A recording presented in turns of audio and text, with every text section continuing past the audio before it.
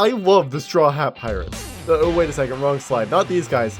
These guys. This is the earliest available concept art for what would eventually become the Straw Hat Pirates that we know today. And I gotta say, Luffy's design was really nailed right at the start because there's no perceptible changes here. Same goes for Nami, who only has a minor change to the shape of her skirt, and Zoro, who's only missing that sake bottle and had a change of shirt color, and Sanji, who is only missing a little facial hair. Can't say the same for Usopp though, who's missing his iconic nose and is wearing a completely different outfit with a more distinct hat. And speaking of distinct hats, same goes for Brook, who's wearing a cavalier hat like his former Captain Yorkie. It just doesn't feel the same if that skeleton's not rocking an afro. Chopper though, he's got the biggest difference. Well, the biggest difference while still retaining the core concept of his character, leaning much more into his reindeer side. The actual biggest difference belongs to Franky and Robin. The character that would become Franky is kind of his exact opposite, being a tiny fish man instead of a loud, boisterous cyborg. And this guy, I don't think it's even fair to call him Robin. He's more like just an entirely different character that got replaced by Robin, though he does still have the flower association that she has. But you also might have noticed that there's only 9 straw hats in this concept art, and that's because this was released in 2010 as part of a data book, and the full version of the art was eventually released in 2020 as part of the 10th volume of the One Piece magazine, where it includes Jinbei! Much like Chopper, Jinbei's core concept of a whale shark fish man is still there, it just leans more into fish than man. And who knows, maybe if another character joins the crew, it'll turn out they were secretly edited out just like Jinbei was.